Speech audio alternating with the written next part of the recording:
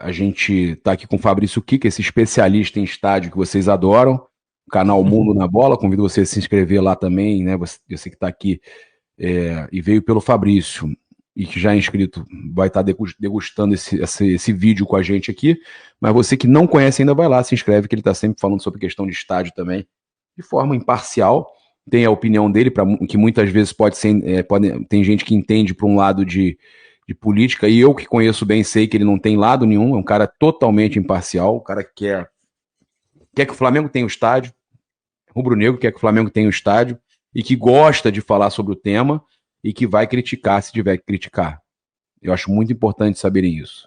Seja essa gestão ou seja uma outra gestão que ganha a eleição. Se estiver errando, ele vai criticar. Eu conheço o Fabrício já, e sei que onde tiver erro, ele vai apontar, ele vai falar, independente da chapa que ganhe, que vença a eleição. Até porque qualquer decisão que aconteça agora vai ser uma herança, como a questão do potencial construtivo, vai ser uma herança positiva, né? Tem heranças negativas e heranças positivas. Essa vai ser uma herança positiva. A gente teve o Landim declarando, né, Fabrício, que segunda-feira o Eduardo Paes vai lá na Gávea assinar o potencial construtivo. Acredito que seja aquele da Gávea que vai transferir para o gasômetro e reduz ali. Se você quiser explicar como é que é isso, eu vou deixar rolando aqui a imagem da apresentação sem áudio, enquanto você explica aí como é que é essa questão do potencial construtivo e o que você achou desse projeto que foi apresentado hoje lá na Gávea, sem a gente falar de questão política e tudo mais, falar basicamente mesmo do projeto, né? Apesar de ser uma coisa preliminar, como o próprio Bodan falou, mas o que você achou desse projeto? Bom dia. Bom dia, Gabriel. Como você disse, não é um projeto dessa chapa, né? É um projeto do Flamengo, ponto final. Tem alguém ocupando o cargo de direção, mas é um projeto do Flamengo, né? Um projeto que vai muito além de quem está no comando do clube agora. A questão do potencial construtivo, para ser bem sincero, tem duas etapas aí, né, Gabriel? A primeira é a transferência do potencial construtivo da Gávea, que é o seguinte: a Gávea hoje tem aproximadamente 35 mil metros quadrados de área construída, num terreno de 70 mil metros quadrados, com a possibilidade de construir até 200 mil metros quadrados. O Vasco da Gama, né, para a reforma de São Januário, teve essa transferência de potencial construtivo também. Ou seja, esse potencial não utilizado foi vendido, ou está sendo vendido, ainda não foi totalmente vendido, está sendo vendido, e os recursos obtidos com a venda desse potencial construtivo não utilizado está sendo aplicada para a reforma de São Januário. O Flamengo vai fazer a mesma coisa com a Gávea. A Gávea tem mais potencial construtivo do que o utilizado. Obviamente o Flamengo não vai vender todo o potencial não utilizado, vai vender uma parte desse potencial, obviamente, e os recursos obrigatoriamente serão utilizados no estádio. O prefeito vai assinar... É fácil vender esse potencial construtivo ou não?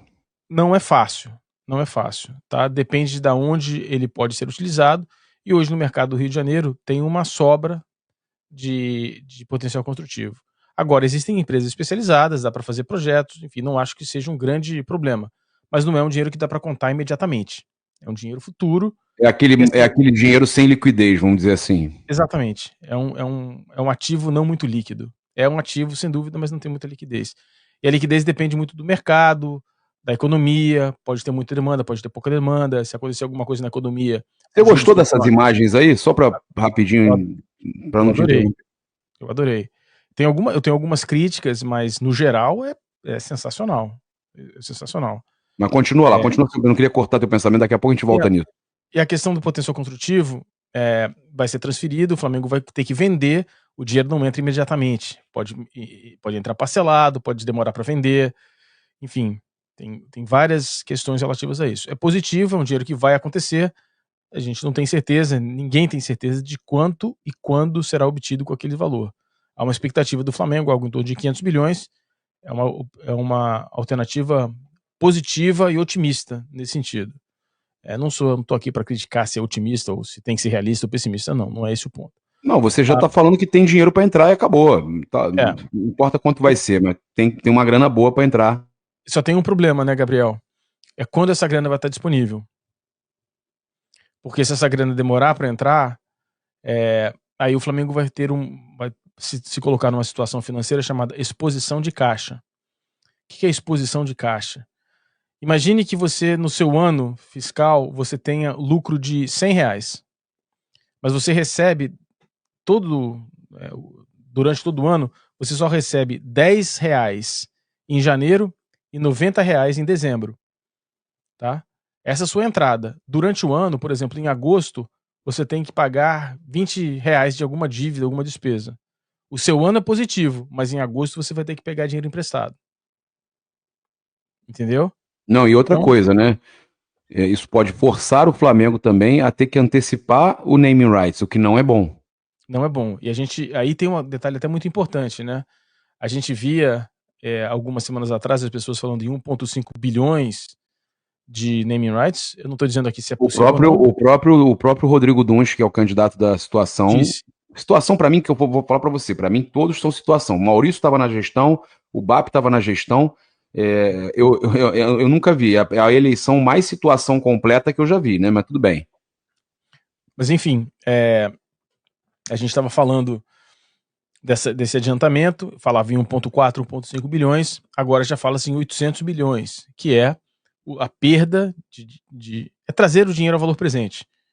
É você trazer um dinheiro que seria pago em 5, 10, 20 anos, para hoje, o tamanho de desconto é esse. E aí talvez comece a faltar dinheiro. Mas assim, a primeira questão do potencial construtivo é a transferência do potencial construtivo da Gávea para ser comercializado e tornar-se dinheiro para esse estádio que está na tela. E a segunda é transferir o potencial a CEPACs do próprio gasômetro, que é aquele da Caixa Econômica Federal, para que a Caixa Econômica Federal possa vender em outras áreas da cidade, que também está no pacote daquele acerto que foi feito entre Flamengo, Caixa Econômica Federal e Prefeitura. O prefeito, indo à Gávea assinar a transferência da Gávea, não permitirá ao Flamengo começar a vender esses potenciais. O prefeito vai assinar um projeto de lei que vai para a Câmara dos Vereadores, vai ser aprovada, como foi a do Vasco da Gama, mas vai acontecer em alguns meses, né? Tem que passar nas comissões especiais, etc. Demora algumas semanas. Mas eles também falaram que os anos mais difíceis financeiramente vão ser 27, 28 e 29, né? Quando você está construindo o projeto. Imaginemos que o Flamengo não consiga vender naming rights. O pior cenário possível. O pior cenário possível é o Flamengo começa a obra sem ter dinheiro para pagar a obra lá. O primeiro mês de obra, quanto é? Sei lá, 150 milhões, tá aqui. O Flamengo não tendo esse dinheiro. O Flamengo vai ter que ir ao banco e pegar dinheiro emprestado. Esse é o pior cenário possível. Quando começa a obra, Gabriel, quando o Flamengo assinar o contrato de construção, o Flamengo assinou o contrato de construção, o Flamengo passa a ter uma dívida de 1,9 bilhões de reais, automaticamente, porque o Flamengo se compromete a pagar o que está sendo construído. Então o Flamengo, naquele momento, sai de uma situação relativamente confortável. Há um alerta ligado na parte financeira do Flamengo, nada sério, não é uma crise financeira, não é nada disso, mas agora precisamos ter um pouco mais de atenção.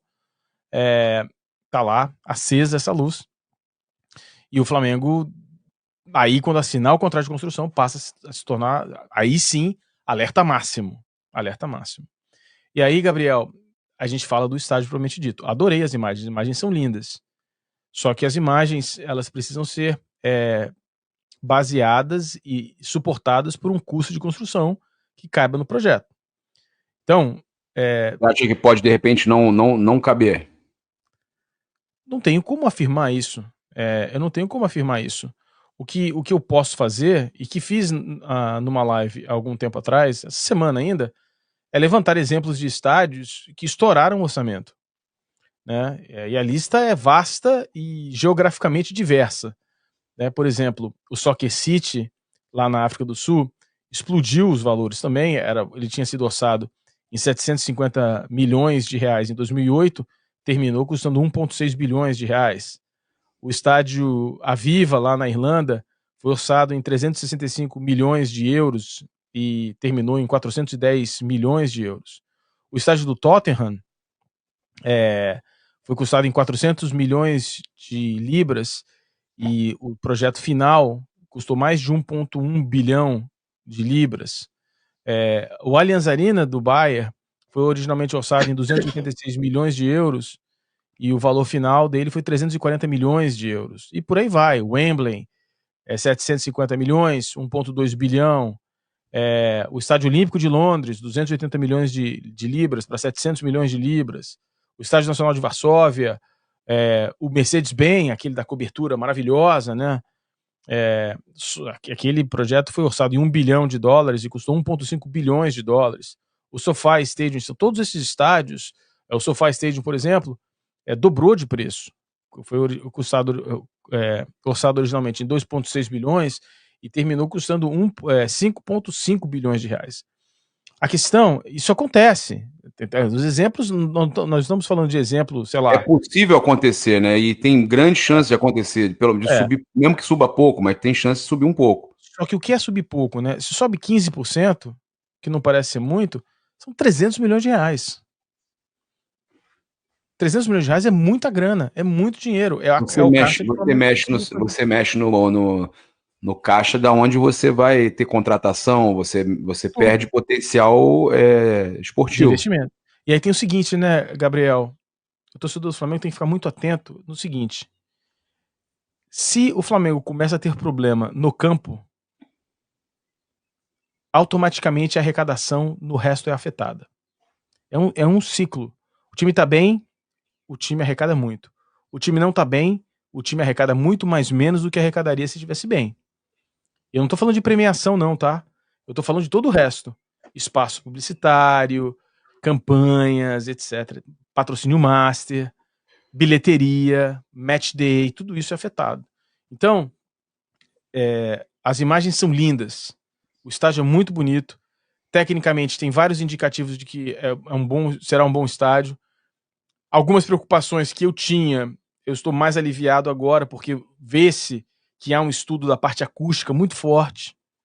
Tem lá, nos slides que foram apresentados, tem lá um esforço já para... É um esboço, tá? Mas já há um esforço para fazer uma análise da parte acústica. Tudo isso está lá. Tudo isso já está apresentado. Ou seja, tem alguém falando, não, para tudo aqui, vamos ver a parte acústica, vamos ver a parte da inclinação, tudo isso está sendo bem feito.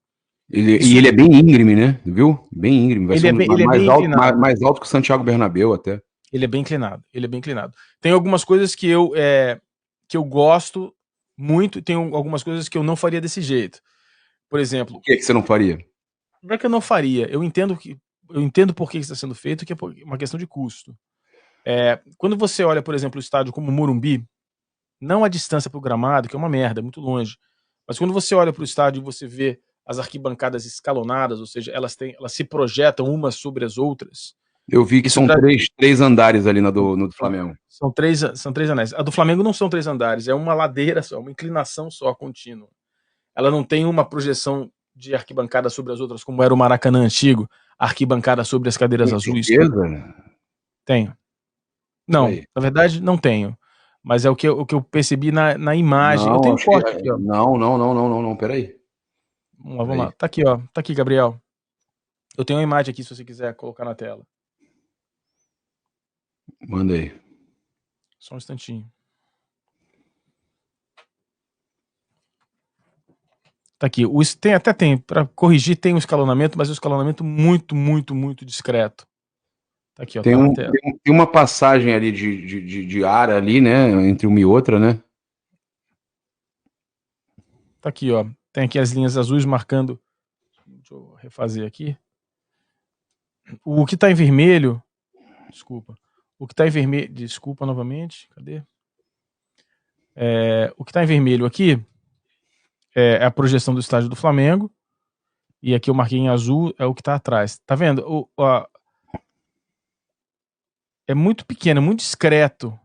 Né? E quando você olha os estádios que a gente tava falando, por exemplo, o Maracanã, o Morumbi, o Maracanã antigo, né? Você tinha a arquibancada e você tinha as cadeiras, você tinha uma pancada de cadeiras aqui embaixo, né? Uhum. Se você aproxima mais todas as unidades, aqui você tem praticamente uma linha só. Tem sim os pequenos, pra gente ser bem preciso, você tem aqui pequenas unidades que ultrapassam, mas a gente tá falando ali de 1, 2 fileiras de cadeiras, normalmente onde são alocados box VIPs, camarotes, etc. Não é ela se projetando sobre a arquibancada. Essa projeção sobre assentos, ela é arquitetonicamente mais complicada e mais cara,